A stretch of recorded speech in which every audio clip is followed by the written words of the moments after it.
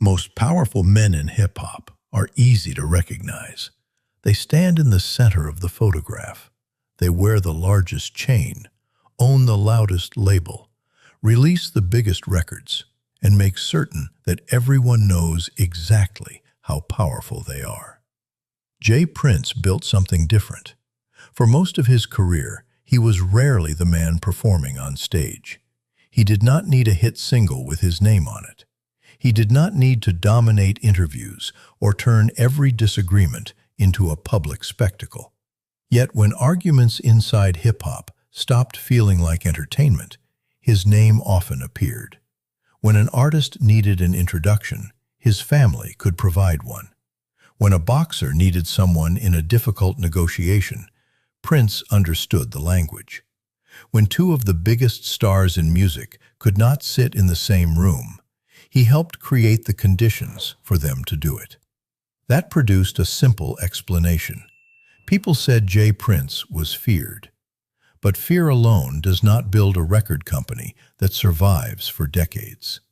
It does not discover artists, create national distribution, manage championship fighters, or turn a city ignored by the music industry into one of the most influential places in modern rap. Fear may open a door once. Jay Prince kept doors open for almost 40 years. The real question is not why people were afraid to disrespect him.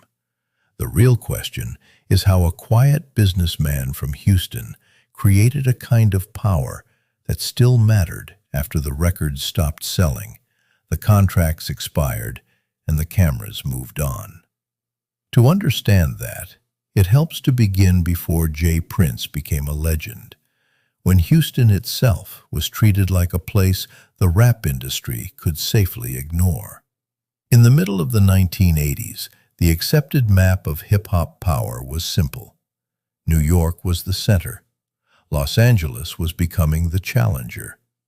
Executives, distributors, radio programmers, magazines, and most of the money were concentrated far away from Texas. Houston had artists. It had neighborhoods with their own stories, slang, pressure, violence, humor, and ambition. What it did not have was a machine capable of turning those stories into nationally distributed records. That distinction mattered. Talent without a machine is only raw material. Someone else can buy it, rename it, package it, and take most of the value. The artist may become famous, but the infrastructure belongs to somebody else. James Prince appears to have understood that before he understood every detail of the music business.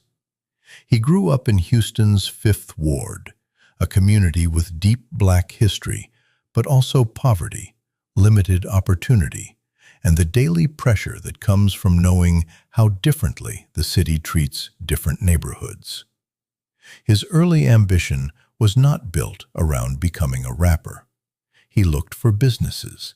He sold cars. He studied how money moved. He learned that ownership could create freedom, even when popularity could not. The earliest version of Rap-A-Lot was not born inside a polished corporate office.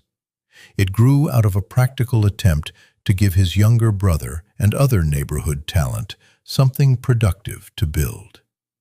The operation was rough. The resources were limited. The first artists did not immediately become stars, but the central idea was already there. Do not wait for an executive in New York to decide Houston matters. Build something in Houston that the executive will eventually be forced to notice. That sounds obvious now, because Southern rap has become one of the dominant languages of global popular music. Atlanta, Memphis, New Orleans, and Houston have shaped the sound of entire generations. In the middle of the 80s, that future was not obvious. A Southern label could not assume national radio would play its records. It could not assume major magazines would understand its artists. It could not assume distributors would treat it as an equal partner. Rap-A-Lot had to build attention from the ground upward. That meant selling locally, working through clubs, street promotion, and independent networks, and treating every record as both a cultural statement and a business test. The first major test did not go well. The original version of the Ghetto Boys released music that failed to create the impact Prince wanted. A less aggressive owner might have accepted that Houston was not ready, the artists were not good enough, or the industry was closed. Prince treated failure as information. The group did not need another promotional campaign. It needed to be rebuilt. Members were changed. Scarface, then still developing his identity, was brought into the picture. Willie D joined him. Bushwick Bill, originally known more as a dancer and personality, became one of the group's most unforgettable voices. This was not the warm, sentimental version of artist development, where everyone who begins the journey is guaranteed a place at the finish. Prince was making business decisions. He was deciding which voices could carry the brand, which personalities created tension, and which combination could sound like Houston without sounding like a weak imitation of New York or Los Angeles. That distinction became Rap-A-Lot's first real advantage. The Ghetto Boys were not presented as visitors asking to join somebody else's movement. Their records felt geographically specific. The production was heavy and uncomfortable. The writing moved between anger, horror, dark humor, and psychological instability. They did not sound as if they were trying to escape Houston. They sounded as if Houston had entered the room and refused to leave. Prince's role was not to write Scarface's verses or manufacture Bushwick Bill's personality. His value was in recognizing that the roughness other executives might try to clean away was the product. The things that made the group difficult to market also made it impossible to confuse with anyone else. That was a risky calculation. Provocative music can attract attention, but attention is not the same as a sustainable company. Shock can sell a record once. It can also scare away radio, retailers, manufacturers, and distributors. Prince was about to discover how quickly the people who celebrate rebellion can become nervous when rebellion interferes with business. Before that confrontation arrived, however, Rap-A-Lot had already achieved something important. It had created a group that the national industry could no longer dismiss as a regional curiosity. The Ghetto Boys were not an accidental success assembled by a major label. They were the result of Prince refusing to protect a failed lineup simply because it came first. He treated the group as a living institution that could survive changes in membership, sound, and strategy. If you value stories about the people who built black music from behind the spotlight, subscribe to the channel, because the next part of this story reveals why making the industry notice Houston was easier than making the industry accept what Houston had to say. By the end of the 1980s, the Ghetto Boys had become valuable enough to attract Rick Rubin, one of the most important producers and label figures in American music. On paper, this looked like the moment Rap-A-Lot had been waiting for. A powerful industry connection could help take the group beyond independent regional success. The music could be remixed and introduced to a much larger audience. Houston finally had access to the machinery that had previously excluded it. Then, that machinery tried to stop the record. Geffen Records, which distributed Rubin's Deaf American label, refused to handle the Ghetto Boys album because of its graphic content. A manufacturer also objected. The official concern centered on violent, sexual, and deeply disturbing lyrics. Some of those criticisms were not invented. The Ghetto Boys had recorded material designed to make listeners uncomfortable, and parts of the catalog remain difficult to defend as anything other than extreme provocation. But the rejection also exposed a larger contradiction. The music industry was willing to profit from rebellion as long as executives retained the right to define how dangerous that rebellion could be. Rap was valuable when it looked exciting in advertisements. It became a problem when the people distributing it feared that the record might damage their own reputation. For many independent labels, losing a distributor at that stage would have been fatal. Records cannot create influence if stores cannot receive them. But rejection gave Rap-A-Lot a new weapon. The controversy confirmed everything the Ghetto Boys claimed about themselves. They were not merely pretending to be too dangerous for the mainstream. One of the largest companies connected to the release had actually refused to distribute them. The industry's attempt to distance itself became part of the marketing. Another arrangement was found, and the record was released through Warner Brothers. The warning surrounding the album made the Ghetto Boys more visible, not less. Prince had discovered a principle that would remain central to his power. An opponent's pressure can be converted into proof of authenticity. The distributor believed it was protecting itself from the group. Instead, it helped establish the group's legend. Rap-A-Lot could now present itself as more than an independent record company. It was the company that had refused to surrender its product when a larger institution became uncomfortable. That created loyalty among listeners who already believed Southern artists were being ignored or misunderstood. It also created a reputation around Prince. He appeared to be the owner who would not panic when a powerful company said no. He could find another route. He could survive a closed door. He could transform resistance into leverage. The mythology surrounding J. Prince would later become filled with private conversations, warnings, and stories that were difficult for outsiders to verify. This confrontation was visible. The record existed. The rejection happened. The alternative distribution happened. The controversy increased public interest. His reputation was not yet based on whispers. It was based on a documented refusal to disappear. Then Rap-A-Lot released the record that proved controversy was not the company's only product. Mind Playing Tricks on Me did not become powerful because it offered the loudest threat. It became powerful because it revealed what happened after the threatening voice went home and found itself alone.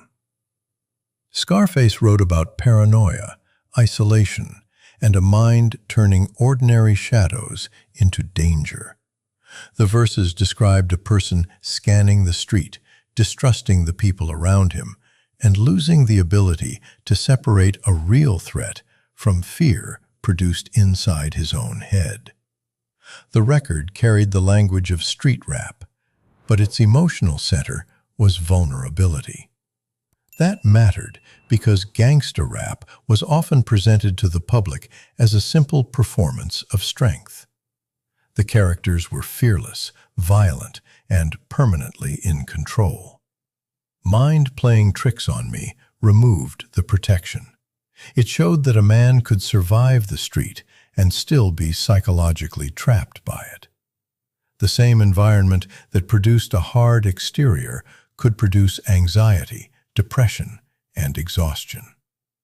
The single reached number 23 on the Billboard Hot 100. For Rap-A-Lot, the achievement went beyond a chart position.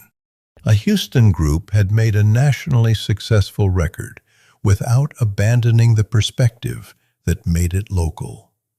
The Ghetto Boys did not need to become a Southern version of a New York group. They did not need to translate their world into language approved by the coasts. The rest of the country had to learn their language. This is where J. Prince's business begins to look less like the story of one label and more like the construction of a regional power base. Success attracts imitators, competitors, and larger companies searching for the next version of the same product. But Rap-A-Lot had years of local relationships that could not be copied by simply opening an office in Texas. Prince knew the neighborhoods. He knew promoters. He knew which artists had credibility before national executives knew their names. He understood that Houston did not contain one unified scene, but different territories, alliances, and identities. Rap-A-Lot became a gateway. An artist who wanted national reach could benefit from the label's distribution and reputation. An outside executive who wanted access to Houston could benefit from Prince's network. That position is more valuable than fame. Fame gives a person attention. A gateway controls who receives access. Across the following years, Rap-A-Lot worked with a roster that helped define Southern rap. Scarface, Devin the Dude, UGK, Zero, Trey the Truth, and others whose influence could be larger than their national chart history suggested. Some became stars. Some became artists admired most intensely by other artists. Some had difficult relationships with the label. But together, they strengthened the idea that Houston did not require permission to produce important rap music. Prince had built a structure that could repeatedly identify value before the national industry fully understood it. That was the visible source of his authority. The less comfortable source was ownership. Fans naturally experience a group through its members. The voices, faces, and personal stories seem to be the group itself. A label experiences the same group as contracts, trademarks, recordings, distribution rights, and financial obligations. Those two realities can exist peacefully while records are selling and everyone believes the relationship is working. They become enemies when an artist wants to leave. Over time, members of the Ghetto Boys separated from Rap-A-Lot and from one another. There were disagreements about money, touring, and control.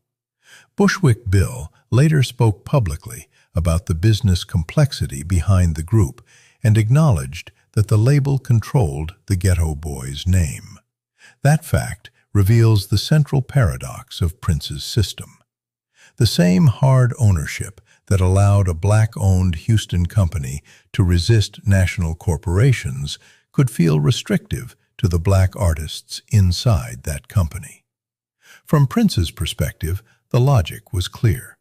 The label had invested money, absorbed failures, created the group, changed its lineup, financed recordings, found distribution, and protected the brand through controversy. If the company did not control the asset it had built, what exactly did ownership mean? From an artist's perspective, the answer could look very different. A performer might spend years putting his face, trauma, and talent into a name, only to discover that the name legally belonged to a company.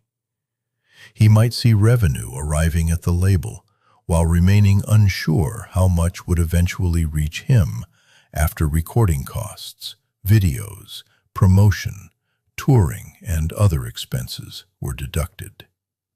This conflict was not unique to Rap-A-Lot. It was one of the oldest conflicts in recorded music. But Prince's reputation gave it a different emotional weight. He was celebrated as the independent owner who protected Southern artists from the major label system. If his own artists felt controlled, critics could argue that he had reproduced part of the same system on a smaller scale. That does not produce a simple verdict. Independent labels face risks that artists do not always see. A failed album can leave the company with debt. Distribution money may arrive months after a project is released.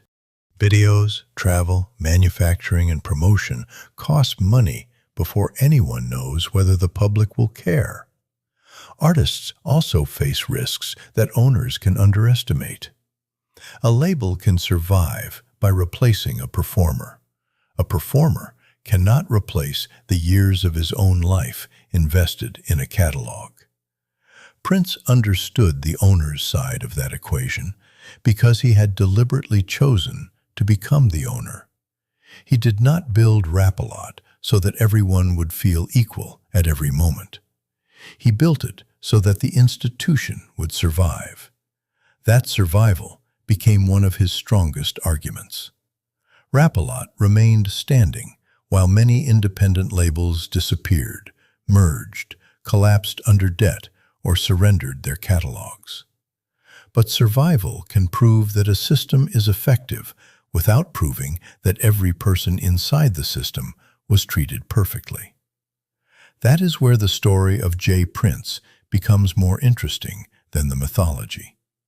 Respect is often described as if it were a feeling. Inside his business model, respect functioned more like a contract. You kept your word. You recognized who had invested. You did not publicly humiliate a partner and expect the relationship to continue unchanged. You did not confuse access with ownership. When everyone followed those rules, the system could look like loyalty. When someone challenged them, the same system could look like control. So where do you draw the line? Was Prince's hard ownership necessary to protect a Southern black-owned company in an industry famous for exploiting artists? Or did that protection sometimes recreate the power imbalance it was supposed to defeat? Leave your verdict below. Because music was only the first industry where Prince learned that controlling the structure could matter more than receiving the applause. Boxing looks different from the record business until money enters the room. A fighter performs alone under the lights, but an entire network exists outside the ropes. Managers negotiate. Promoters control dates and venues. Broadcasters decide which fights receive attention. Sanctioning organizations create rankings and obligations. Lawyers write agreements that can shape years of a fighter's career. The athlete may have the talent. The people surrounding him can determine how much that talent is worth. Prince understood that immediately. He did not enter boxing because he could teach a fighter how to move his feet better than an elite trainer. His value was protection, negotiation, and leverage. He became involved with fighters including Floyd Mayweather Jr. and Andre Ward, two men who would eventually be recognized among the most technically gifted boxers of their generation. Those relationships were not free of conflict. Money and management agreements created disputes, as they often do in boxing. But Prince's presence in the sport demonstrated that Rap-A-Lot had not been a lucky accident created by one musical moment. He could apply the same operating system to a different industry. Find exceptional talent before its full value is recognized. Create access. Protect your contractual position. Make powerful institutions understand that ignoring you may be more expensive than dealing with you. In music, the product was a recording. In boxing, the product was a career measured one fight at a time. The underlying question remained the same. Who controls the route between talent and money? Prince's boxing experience also strengthened the personal mythology around him. The sport respects directness, discipline, and the credible possibility of consequences. It is filled with men who understand the difference between a public performance and a private negotiation. J. Prince fit naturally into that environment. He did not have to raise his voice to appear serious. By this point, silence had become part of the brand. A loud threat can make a man look emotional. A short statement can make him look certain. Prince often communicated in the second style. His public messages were controlled, deliberate, and stripped of unnecessary explanation. The less he said, the more other people discussed what the words might mean.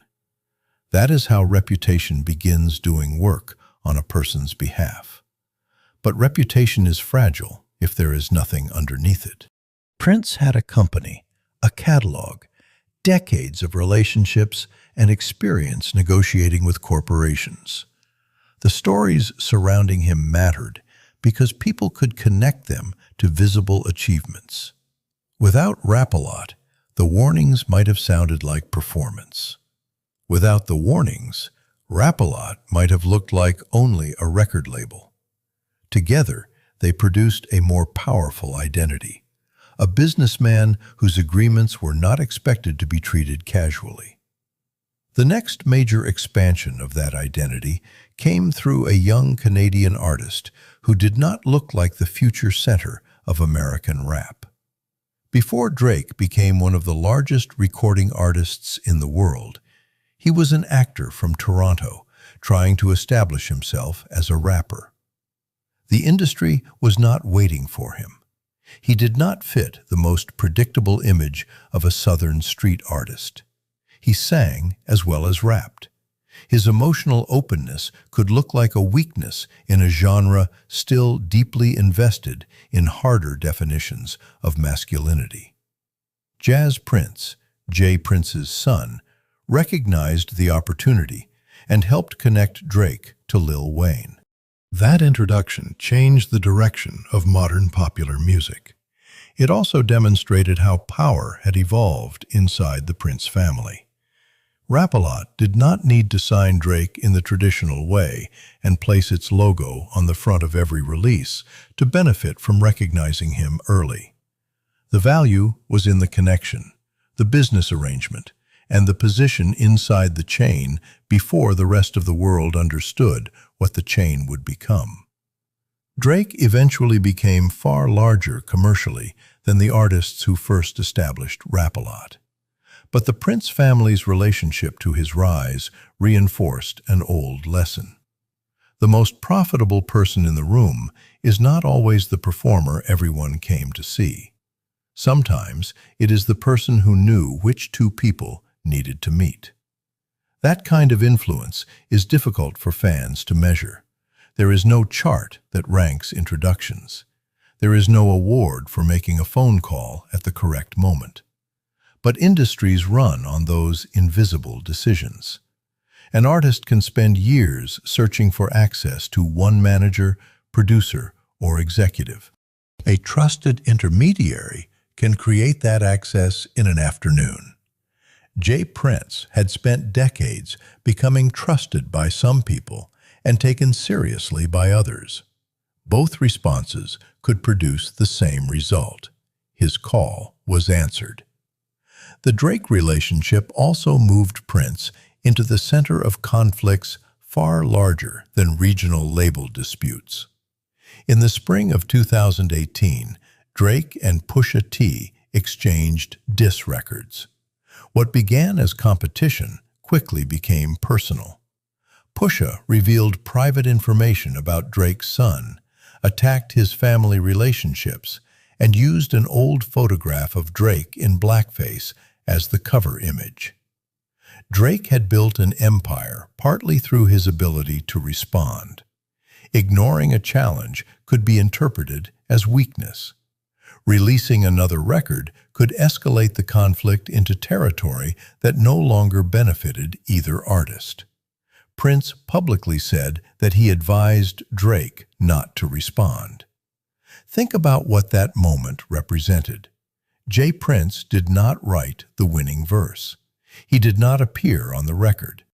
He did not need to convince the audience that Drake had secretly won the battle. He used authority to argue that continuing was strategically foolish. Drake remained silent, and later acknowledged the exchange as a loss in the competitive sport of rap. From the perspective of spectacle, stopping was unsatisfying. Audiences wanted another record. From the perspective of control, stopping may have been the only move that prevented Pusha from determining Drake's next action. That is an important distinction. A person has power over you when he can force you to respond on his schedule. By refusing to continue, Drake accepted a public defeat but protected himself from a potentially uglier escalation. Prince's advice revealed another layer of his operating system. Winning every public moment is less important than protecting the long-term asset. The same principle had guided Rap-A-Lot through distribution battles, artist disputes, and business expansion. Do not sacrifice the institution merely to satisfy pride. 3 years later, Prince appeared in another conflict involving Drake, this time with Kanye West. The hostility between Drake and Kanye had developed across years of personal accusations, competitive tension, and public messages. By 2021, the idea of the two men calmly sharing a stage seemed unlikely. Prince helped bring them together around the campaign connected to Larry Hoover and criminal justice reform. Drake and Kanye appeared together, and a benefit concert was held in Los Angeles. The reconciliation did not permanently erase every disagreement between them. That is not the important part. The important part is that J. Prince could stand between two global celebrities whose individual wealth, audience, and influence exceeded almost anything Rap-A-Lot had possessed during its early years. Neither man needed Prince to become famous.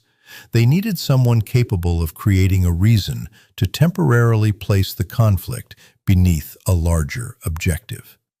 That is the difference between celebrity and authority. Celebrity attracts attention to the self. Authority can redirect the actions of other famous people. By then, the phrase "checking in" had become attached to Prince and his family. Online, it was repeated as a joke, a warning, and a piece of hip-hop folklore. The implication was that artists entering Houston should recognize the people with genuine local power, rather than behave as if national fame made them untouchable. The phrase is dangerous to interpret too literally. There is a difference between showing respect to local relationships, arranging security through trusted people, and suggesting that every visiting artist owes obedience to one family. Public discussion often collapses those distinctions because the more frightening version of the story is easier to repeat. That ambiguity benefited the J. Prince mythology. If people believed he could resolve a problem, they called him before the problem became worse. If people believed disrespecting him would create consequences, many avoided testing the belief. Either way, the reputation reduced the number of open challenges. This does not mean every story told about Prince is true. Hip-hop history is filled with exaggeration, self-promotion, and second-hand accounts. A person's name can become attached to events he did not personally control. Fear encourages people to add details because admitting uncertainty makes the story less exciting. The disciplined way to understand J. Prince is to separate what can be seen from what can only be repeated. Rap-A-Lot's survival can be seen. The Ghetto Boys' national breakthrough can be measured. The distribution controversy is documented. The boxing relationships existed. The Prince family's early connection to Drake existed. Prince publicly advised Drake during the Pusha T conflict and participated in bringing Drake and Kanye together. Those facts already describe an unusually powerful career. The mythology does not have to be proven in full because the documented structure underneath it is enough. In fact, the obsession with whether J. Prince was the most feared man in rap can hide the more useful lesson. Fear is the least transferable part of his system. A young entrepreneur cannot simply copy a serious voice, post a warning online, and expect decades of authority to appear. Prince's reputation worked because it rested on 4 forms of leverage. The first was ownership. He did not only promote artists, he built a company, acquired rights, and controlled brands. Ownership allowed him to remain relevant after individual trends changed. The second was usefulness. He could connect talent to opportunity, negotiate through conflict, and provide access to networks that outsiders did not possess. People tolerated difficult personalities in every industry when those personalities were useful. Prince made usefulness part of his identity. The third was local legitimacy. He remained connected to Houston and the Fifth Ward, rather than treating the neighborhood as scenery he had escaped. Community work, facilities, donations, and public recognition strengthened the belief that his authority had roots deeper than celebrity relationships. The fourth was consistency. A reputation becomes powerful when people believe the same rules will apply tomorrow. Prince emphasized loyalty, respect, and consequences so often that others could predict his position before he spoke. Together, those elements created something stronger than intimidation. They created certainty. Artists knew he valued ownership. Executives knew he understood contracts. Opponents knew he did not enjoy public humiliation. Partners knew he expected loyalty. Even people who disliked the system could recognize the system. That does not erase the criticisms. A culture built around respect can make honest disagreement difficult. When one person's reputation carries enormous weight, others may remain silent, even when they believe a contract is unfair or a decision is wrong. A businessman who acts as both protector and final authority can become difficult to challenge. The mythology of danger can also consume the legacy of the artists themselves. Rap-A-Lot's history is not only the story of the man who owned the company. It is the story of Scarface's writing, Willie D's political anger, Bushwick Bill's unforgettable presence, the producers who created the sound, and the audiences who carried the records beyond Texas. Prince built the platform. The artists created the music that made the platform matter. The honest version of his legacy has room for both truths. He protected a Southern institution in an industry that had little reason to help him. He also benefited from a structure in which the owner usually held more durable power than the performer. He opened doors for artists. He made certain the door remained his property. That contradiction is not a footnote to the J. Prince story. It is the story. He became a symbol of black ownership while demonstrating that black ownership still involves hierarchy, contracts, and hard decisions. He challenged national corporations without pretending business could function as a permanent friendship. He earned respect by defending his position. He earned criticism for how firmly he held it. And he built enough real leverage that the criticism rarely removed him from the room. That is why the title Silent Boss fits him better than the louder names people have used. Silence was not the absence of action. It was the final stage of a system built so carefully that action often became unnecessary. By the time J. Prince made a call, the person receiving it already knew the history behind the voice. The Fifth Ward, Rap-A-Lot, The ghetto boys, the distributor that tried to stop the record, the artists who became legends, the fighters, the contracts, the connections, the conflicts that ended after he entered them. Every previous event was present inside the conversation, whether anyone mentioned it or not. That is what reputation really is. It is the past arriving before you do. Jay Prince's power did not come from being the loudest man in Southern hip-hop. It came from building assets that remained valuable when noise faded, relationships that crossed different industries, and a local identity that national success could not replace. Fear may have amplified that power. Mythology may have protected it, but neither created it. The foundation was ownership, leverage, and the ability to make himself useful at the exact moment when talent, money, and fame were no longer enough to solve the problem. For more stories about the hidden architects behind black music, subscribe to the channel. The stars may create the records we remember, but the structure around those stars often determines which records the world is allowed to hear. And that returns us to the two versions of power. One man stands under the lights, while thousands of people repeat his words. The other remains outside the photograph.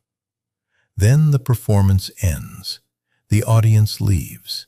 A dispute begins behind a closed door, and somebody reaches for a phone. The number he chooses tells you who really has power.